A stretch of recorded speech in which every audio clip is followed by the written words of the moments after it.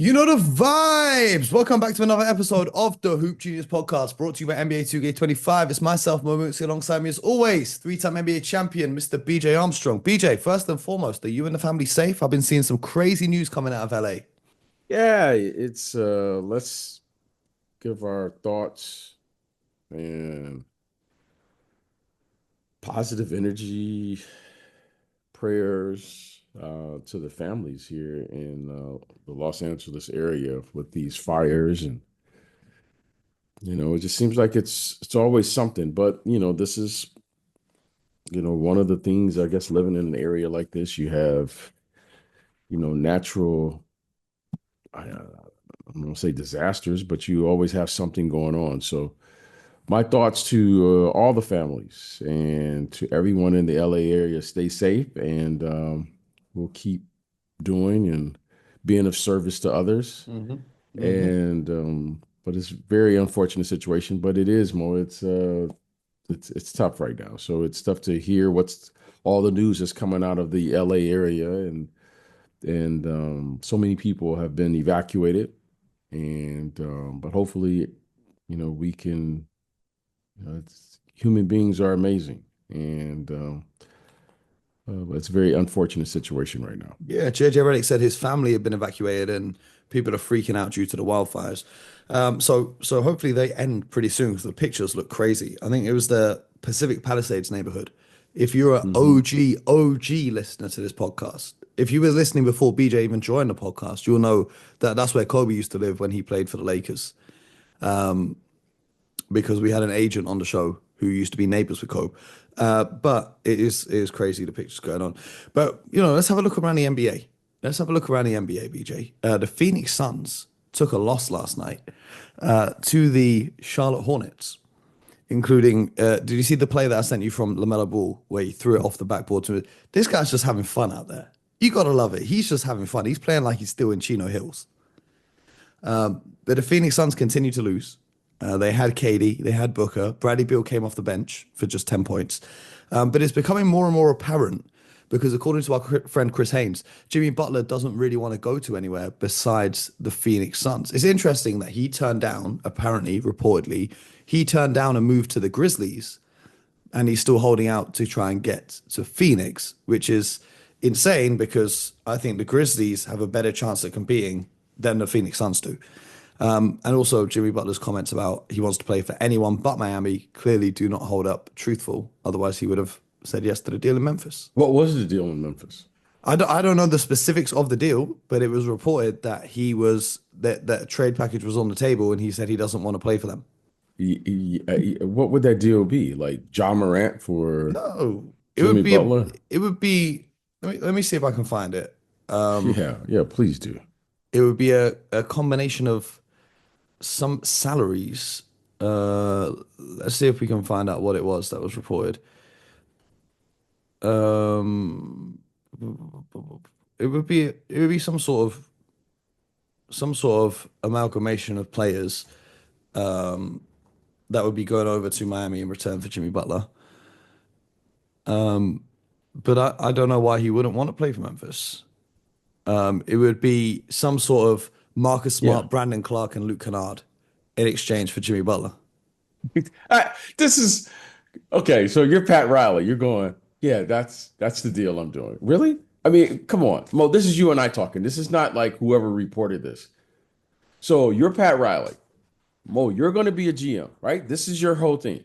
So Mo's sitting in his office, he's working the phones. And then you said, we're going to give away Jimmy Butler for who? Marcus Smart, Brandon Clark, and Luke Kennard, Yeah. and, Okay. and some draft picks, I So would assume. yeah, come on. Yeah, Yeah, come on now. This is but the thing is that the Miami Heat don't have a lot of leverage in this situation. what leverage do they need? He's under contract. And if he wants to He, walk, he's walk. he's under contract for the rest of the season. Yes. Okay. So let's say they don't trade him and he walks this offseason. So be it. They don't get the cap space because they're over the cap already. Okay. So he walks away. So you've got Okay. nothing in return rather than something in return. The one thing you want in return is the following. You do not want to take back bad contracts. For what? There's no need. Which of those do you see as a bad contract? I don't want any of that. That doesn't move the needle of what they're trying to do. Do you see anyone out there that they could actually Here, realistically here, get that here, would move the needle? is there a deadline yet for them to make a move? No, no. Mo, if whatever, allow him to move. Jimmy Butler, Jimmy Butler, okay, we keep him for the remainder of the year. Jimmy Butler still financially, he doesn't have to, but it's in his best interest to work with the Miami Heat to get him to a place because he's already stated his intentions. I'm not going to a place where I don't want to resign. Translation, he's going to have to work with the Miami Heat in order for that to happen or lose a significant amount of money. All of this leverage and things that are being said, that's just chit chatter. If he wants to maximize this moment in his life at 35, he's going to have to work with the Miami Heat. Now, he can choose to take a significant pay cut by going to a team that has whatever space they have. But if he's going to maximize this, he's going to have to do a sign and trade. He's going to have to get traded to a team that the Miami Heat are going to say, we want to take in. Or he's going to go to a team and say, hey, whatever, if they have $20 million of cap space, he can go there. That's how this works. So everyone can say what they want to say. This sounds good, da da da. What leverage do you have? No. Okay. We couldn't work it out with Jimmy Butler.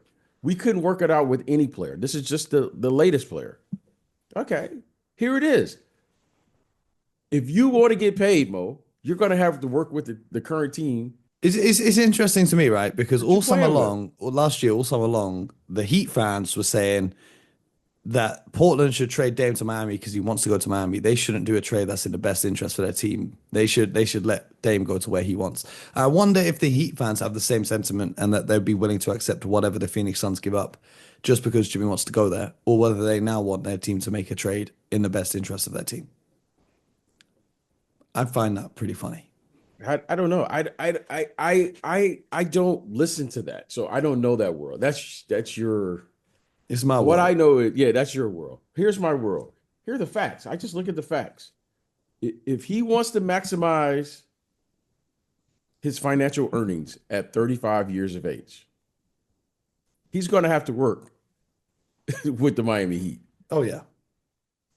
Now, I'm just interested to see how this plays out because he's already stated his intentions.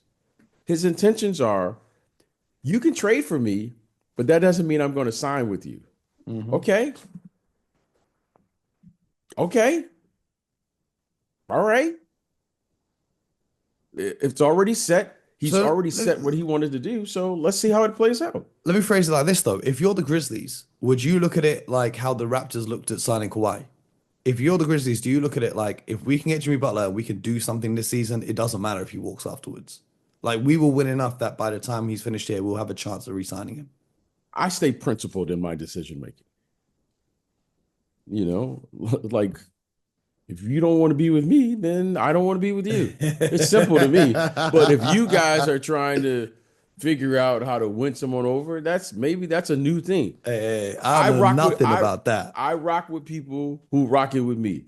I don't have any. If someone says they don't want to be with me for whatever the reason may be, okay, that's fine. I don't have a problem with that. I move on. I respect you. You respect me. You don't want to be with me. Okay, I'm good with that. This whole idea of trying to win someone over, and that's something in your generation. I don't know. I'll listen, but it's easy for me. I'm principled. So the whole idea with Kawhi Leonard, that's a new principle to me. That I don't understand that, but I don't have to understand. I think the everything, and I'm Kawhi Leonard okay. thing was lightning striking. I don't think that's a Hey, that's a I say strategy this, that I would. and I know it's just kind of, listen, there are anomalies and things that happen that you just can't explain. right? If you try something, one time it's probably bound to work. It worked for Kawhi Leonard in that case. However, that was an anomaly. That was an anomaly. It worked. It worked for whatever reason it worked. And then now look at Kawhi since then. Look at Toronto since then.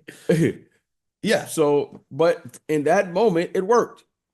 And now, if you can bottle that and you can duplicate that, now you're talking about something. Mm. And But I don't see that happening this season. exactly, how many times can that happen again? Now, if No, you like think I said, that's going it's to lightning happen, striking. It's just going to happen one time. Like yeah, I don't exactly. even see Jimmy Butler as good as he is, even as his game gets better in the playoffs. I don't see him on Kawhi Leonard's level. But let's get back on the court because last night Zion Williamson was back on the court. Did you catch the Pelicans last night? Yeah, saw a little bit of it. Saw a little I bit of I that. enjoyed the Pelicans looked fun to watch. Zion came back with 22, 6 and 4 with 3 steals and a block on both ends of the court. So you can see the immediate impact that he was making. They did play that game without Trey Murphy and Brandon Ingram. So I look at it like the Pelicans are just a team where you see them and you're like, if they can be healthy, they could actually be a real threat. The problem is they can never be healthy. You know what I'm saying? You are who you are. You know what? In the realm of potential, could be, ought to be, they're they are as good as anyone on paper. But I can only tell you what I can see. They're not available. I can only tell you what I see. They're not available. And that's a fact. Now, Zion comes back. He's moving. He seems to be moving well. He seems all those things. However, every moment you're just kind of like waiting for something. Yeah. Okay. But if they can get Zion Williamson and Brandon Ingram and all Well, those guys, Brandon Ingram's McCullum, another player who maybe they're looking to move this season before his yeah, contract if they expires can as get all well. those guys on the floor, I have no doubt that they can put together something. But that's a big if. And it's unfortunate for their organization. Injuries occur, but whatever's going on down there in the bayou, it's not working. And as far as health, Hmm. maybe just bad luck, but whatever it is, it's unfortunate for them and their organization because they have talent. They have really nice talent. The Lakers lost last night quite badly to the Dallas Mavericks, who were without Luca and Kyrie and Daniel Gafford. Um, and it was a pretty interesting watch in the second half there because the strategy for Dallas in the second half was basically let's all take turns to cook Austin Reeves. Austin Reeves got put into isolation 15 times in that second half there. I don't think anyone's done that more than 8 times this season. And they did a great job of making sure that LeBron was the low man in the help defense rather than AD, so that AD couldn't come across and alter shots. The Lakers got to figure something out because I know Chuck said it on the show the other day, and it was kind of a joke the way he was saying it, but what he was saying was really truthful. Is I really don't see much difference between in terms of results, in terms of this team now, this team when they had Darvin Ham, this team when they had Frank Vogel, this team when they have anyone as the coach. I really don't see a material difference in the way things are going. What did you think about that loss last night? Because that is a game that you should not be losing. Again, I don't like to compare one team to a team 2 or 3 years ago and act as if it's the same team. These aren't the same players. Well, This isn't the it's same. 95% the same players as last year. Okay, well, at 95, I don't recall all those guys. I don't recall Austin Reeves being a starter 3 years ago. No, I'm talking about last year. When I look at this team, okay, I would hope, I would hope we would take into consideration it's different philosophies, different offense, different defensive schemes. It's not the same team. Maybe the same players, but it's not the same team. Everyone's a year older. Some players got better. Some players aren't performing as well as they did a year ago. Some players could be. So this is a different team. Every year is a different year. This group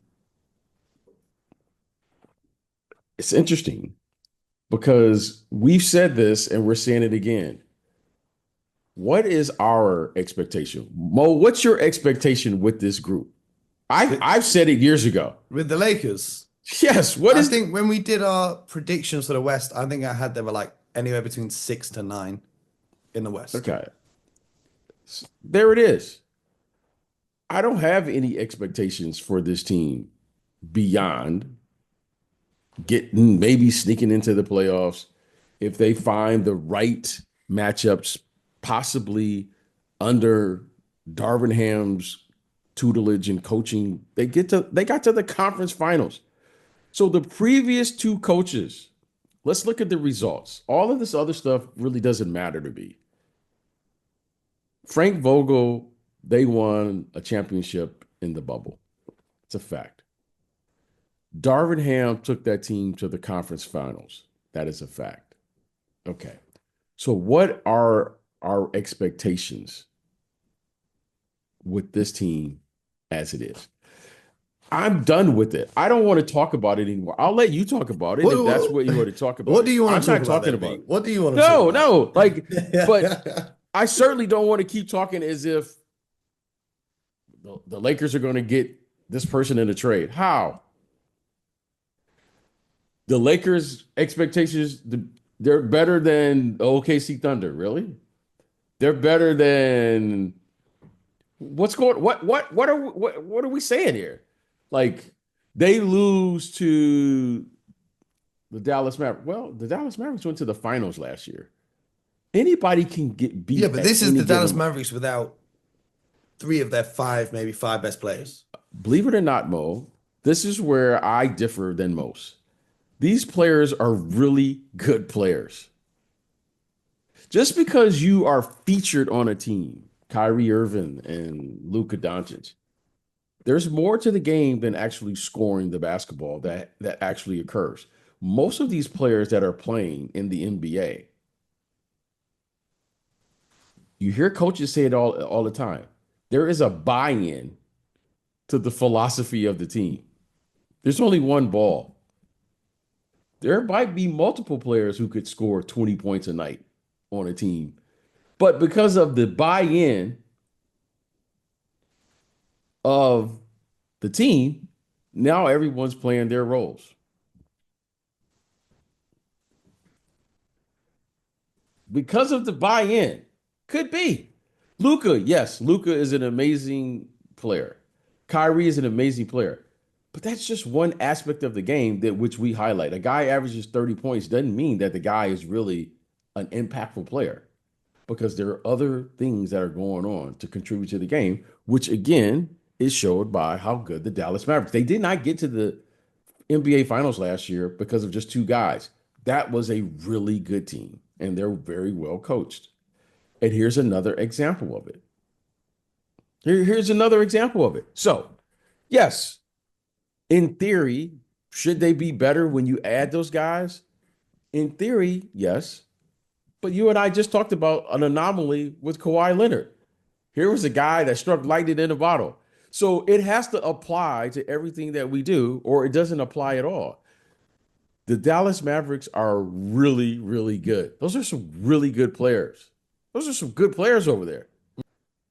And when given an opportunity, anyone can step up.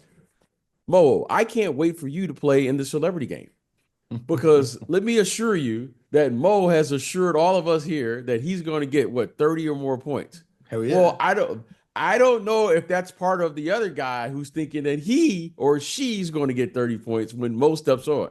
So who is this Mo guy? Everyone's going to say after the game. This is what happens. This is the NBA. You don't make it this far because you can't play, but you also play your role on any given particular team. Right now, this is Luka's and Kyrie's team. However, there could be an emerging star that comes out of this that we don't know about. Yeah. It could be an emerging star. Yeah. So Quentin this Grimes is why had we play. 23. Jaden Hardy gave him 15 off the bench. Spencer Dinwiddie showed up with 19. PJ Washington had 22. You know, it was a good team win. Yes, and this is the NBA. These players are really, really good. And as I tell you all the time, Mo, anybody can get beat on any given night. That's why you play the game. Mm-hmm. So give these guys the respect that they deserve. There are really good players on the bench. I used to love it in the previous eras where there would be all-star caliber players sitting on the bench, waiting patiently for their turn. I mean, there were players like Detlef Schrempf. I remember when Reggie Miller was coming off the bench. There were some really good players that came off the bench, and there are today. So if there is a thing like player development, which we are all touting, or is that just something that we say? Which one is it? Okay. Which one is it? All right. They're really good players. By the way, the Lakers they have some flaws, like all teams do. And here was another example. They couldn't defend and get stops. That's why they just made a trade, a week ago or 2 weeks ago? Yeah, Dorian Finney-Smith. Yes. So they're working through it, as all teams are. But in the end, we can't take away what has been done there with the two previous coaches prior to JJ Redick. That was pointed out, I think you said, by Charles and others. Right? This isn't anything new. I think JJ has done a nice job with this group. But what are we really expecting here? Yeah. What are we really expecting? I'm not expecting this team to run through the Western Conference. I'm not. But they are competitive on most nights. And then, every now and then they have their moments. This was a moment that they felt, I'm sure they've all felt they should have won the game. However, this is the NBA. Anybody can be beat. Anyone can be beat in any given moment. That's a fact. Well, you don't want to talk about the Lakers anymore. Is there anything you do want to talk about before we get out of here? Well, yeah. Let's talk about this game that's coming up tonight. The Cleveland Cavaliers and the OKC Thunder. Okay. I want to talk about that game because here is a big time game, big time records. I think one team has a 15-game winning streak. The other team has 10. And it's kind of like no one's discussing it. So I just want to make sure that we highlight that. I don't think the Thunder have lost to any team from the East yet, and I don't think the Cavs have lost to any team from the West yet. Okay, so I just want to at least highlight that. Yeah, the Thunder are 30-5, the Cavs are 31-4. This is the first time ever that a team on a 15 and a team on a 10-game winning streak have met in the regular season. So I just want to make sure that we highlight that we just don't overlook it. Yeah. These are two really good teams. Clearly some magnificent players, MVP caliber players. Evan Mobley is, he's a year or two from now, he could easily be in the MVP conversation. Okay, where he's at. But I don't want to just overlook that and take that for granted. I also want to highlight your Boston Celtics last night for what they did. Okay, that was a phenomenal win at the end of a road trip. Yeah, no Jokic though. No Jokic. This is the NBA. But you don't take anything for granted. You know what? As excited as we are for OKC versus Cleveland, I'm going to be honest. I'm more excited. I'm even more excited for Spurs Bucks because Wemby and Giannis going head to head. I think that's must. Yeah, I'm a little down, I'm a little down on the Spurs right now. I'm a little down on the Spurs. Not for anything that they've done. It's just, that right now you go through your highs and lows. Well, right now, they're settling for just so many threes right now that I'm just kind of like, okay, what's going on here? It's just they're just settling in their brand of basketball. So I'm a little down on them right now. But I want to move on to the Rockets. Houston, yeah? Yes. I want to move on to the Rockets real quick. This kid, Thompson. Oh, he might be a star. He and his brother, twin brothers, Ayman and Assar, they are, and I say this in the most positive way possible, they are freaks of nature. The athleticism that those two twins have is insane. They both are all-star, all NBA caliber defenders. Both of them could be stars. Both of them. Okay. I'm going to keep a close eye now on the Rockets because you know what? Now that kid Thompson, that's 20 a player. points on 7 of 8 from the field to go along with 15 rebounds, 4 assists, and 3 steals last night. Okay. And let me assure you this, ladies and gentlemen. I had a chance to watch this kid play prior to getting to the NBA. This kid was playing the point guard position. And last night he played the power forward position. That's the level of athlete we're talking about and athleticism. This kid might be a star. Okay. When you see it, you go, now we talk about the 20 points and all of the things, but here's what I want to talk about. He had 15 rebounds. 4 of them on the offensive glass. And what he really is a lead guard. A lead guard with elite athleticism, and he defends at an elite level. And we're talking about something special here. So I'm going to begin now. If I was an executive, if Mo, when you run your team, I'm going to say, Mo, you should be trying to figure out how to identify a player of that ability. Yeah. Now that's a good draft pick right there. Now, a lot of times you gotta fall into it and you gotta be there.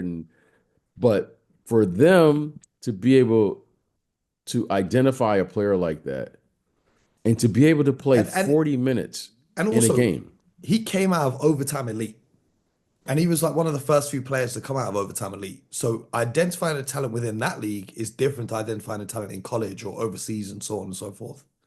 That's high school, and they have what's called a post grad here in America. So it was an interesting route, right? You don't know saying one is better than the other, but ladies and gentlemen, he has a chance.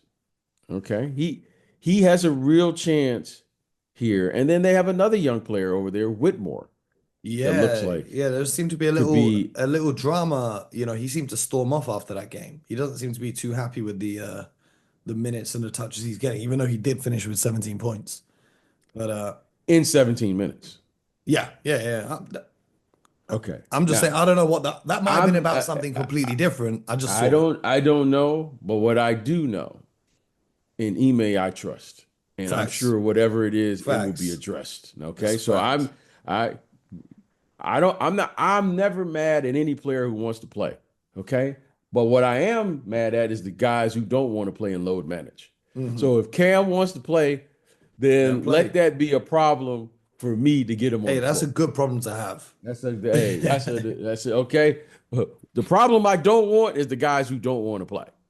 So that's not a problem to me. And Cam was only 20 years old. This is his second year in the league. Yeah, and I'm okay with that. You know, I'm okay with that. He played the most minutes coming off the bench. Well, I think Aaron Holiday played like 23. Yeah, that's what I'm saying. He played the second most. Sorry, he played the second most minutes coming off the bench. So he's in the top 7, top 8 in the rotation. This team is in what, second or third place? Yeah, Jabari Smith was out as well for that game. But yeah, the Houston Rockets have been rolling. They're in second place, 24-12. So I like what I'm seeing. I like what they're doing, but I have no doubt that Ime will handle that situation if that report is accurate. Who knows? And I don't have a problem with that. I don't have a problem with any player that wants to play. I have a problem when they don't want to play. I'm a huge fan of the Rockets. They might be my favorite team in the West.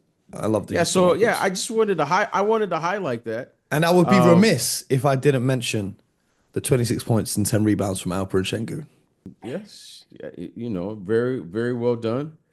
I also want to highlight the last game on the docket from yesterday, the Miami Heat versus your Golden State Warriors. Double overtime. My Golden State Warriors. Yeah, your Golden State Warriors. Double overtime win for the Heat with no Jimmy Butler, of course. Steph Curry looked real tired out there. I don't know what they're going to do over there in Golden State because that's not a game that they should be losing. Well, I know you just said your whole thing about anyone can beat anyone, but Yeah, The Heat are coming off losses to the Kings, a blowout loss to the Jazz, loss to the Pacers. Do you know what I mean? They're in somewhat disarray. You should be able to go there and handle your business. But these things happen. These things happen. yeah. You will say like they shouldn't be like I just that's one thing you have You're to at home. You got to defend your home court. You can't be double OT loss to a team that's struggling. okay, well they're right around 500. I think when you look at their roster and you look at their players available, they don't have perhaps one of their better talents, okay? So one of their top three players, and they're still hovering around 500. No, I'm Oh, talking you're talking about about Miami. Miami. Oh, yeah, Jimmy Butler. When you look at their roster, you look around, you go, they've done a really quietly, they've gone about their business, right? They've quietly gone about their business, minus Jimmy Butler. I mean, this is a lot of drama. I mean, they're in the headlines for everything but what's going on Yeah, the they're court. 1-3 since this drama started. Yeah. In spite of all that, they're still hovering, they're still competing. And you know Yep. what I love? They put together a game plan that's going to allow them to not have buy-in. They bought into like the fact that, hey, Eric Spoelstra is going to put together a plan, and we're going to go out there and execute it to the best of our ability on a back-to-back, I might add. Okay, so that lets me know whatever is going on, that the team is connected to what's happening because they're still playing they're being very competitive. Okay, I like what I see with this group now. So you say, well, they don't have Jimmy Butler. They don't have whatever.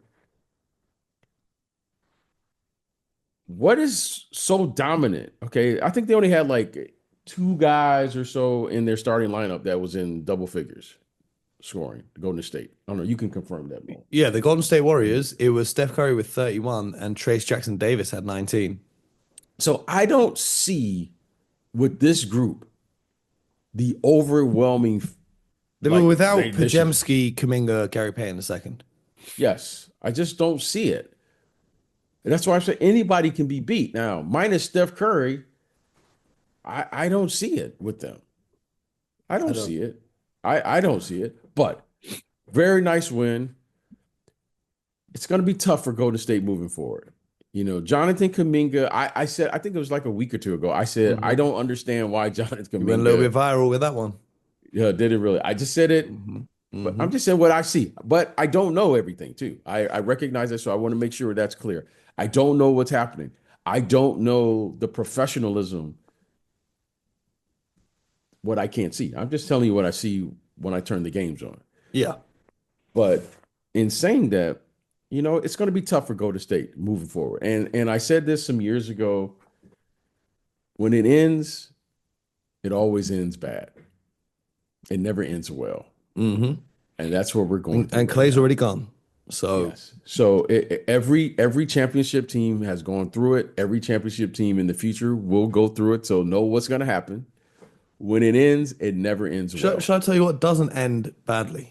The Hoop Genius podcast. That's a fact because we'll be back tomorrow. So make sure you subscribe to the show, YouTube, Spotify, Apple, wherever you get your podcast from. And I'm looking forward to tomorrow's episode already because these games tonight, I'm gonna be locked the Oh, hell in. you're Oh, gonna be locked in? I'm locked in, B. I'm locked in. I told you this year is just all focus. It's Oh, 2025. you're focused. Okay. Okay, Mo. It's I been respect that. 8 days now. I've been on my best behavior. Hey, it only takes one to start a streak. It only takes one to start a streak. No, I'm trying to behave. I'm trying to stay focused. I'm trying to Okay. stay, keep the distractions away from me. You know what I'm saying? But What's your distractions? Would you like to share? no, this is a Oh, family friendly show. I will not be. I, you know. They know who they are. Oh, Um, okay. but no, locked in. I'm gonna be there. I'm gonna give you a call during the games tonight. We'll see what happens. Have you got a prediction? OKC versus the Cavs. I do not. I don't have a prediction here, but I want to watch because I want to see two of the better teams as far as passing in the flow of the game. Now, while we also, we can be critical of certain aspects of the game. I also want to hand out praise and shout praise. These are two teams that play with a certain level, with a certain level of flow, if you will. I think that's probably the best word. Both teams really move the ball quite well. So I want to see how these teams actually try to defend each other because Yeah. they're two of the two best passing teams in the league. Yeah. And they have exceptional, they have exceptional aspects of their game, right? There are two really good guards. You got Donovan on one end, you got Shea on the other. You have Hardenstein, who's a really, I think he's a better than average defender, big. I think he's way better than he gets credit for. Well, when I think he provides the grit that's necessary to defend. However, you wouldn't say he's an exceptional rim protector. You wouldn't say No, he's an exceptional. I think he is, Well, for his position, an exceptional passer. again, I think he plays and fits in today's game. You know what I Yeah. mean? Yeah, He's yeah, yeah. like a jack of all trades. Like He is does he the what's best at- necessary to win. He'll do Yeah, the dirty yeah, yeah. work, offensive Yeah, rebound, screen, but he I can think also make plays out of short roll. He can also, yeah, do you know what I mean? He's an excellent addition, almost the perfect addition for this team. Thunder yes. do a great job of forcing turnovers. They win every game. They win the turnover battle, so they force the opponents into the most Are turnovers. you highlighting defense, Mo? I'm so proud of you. What Are do you you mean? talking BJ, about I defense? live on defense, man. Oh, Come on. okay, You know me. okay, You know me. okay, They okay. force the opponents into the most turnovers out of any team in the NBA, whilst also having the least turnovers out of any team in the NBA. So the turnover differential that they have is astounding. So that's what I'm looking at tonight: is how many turnovers can they force the Cavs into? Should be a good game. I think we can learn something. I just want to learn how to defend teams who pass well in today's game because they're playing 5-out offense. And we know that Shea won't settle for a Yeah. three. So it'll And, be and, interesting to see. just for the record, the Thunder tied with the Celtics for the least turnovers per game, which is nice as a Celtics fan. You know how we used to have an addiction to turnovers. But the Cleveland Cavaliers only turn the ball over 13 times a night. So we're going to see if that number is over or less than 13. Let's do it. That's what I'm looking I'll for. be there. Yes, I'll sir. be We'll be there. back tomorrow. Subscribe to the show, YouTube, Spotify, Apple, wherever you get your podcasts from. And until next time, get buckets.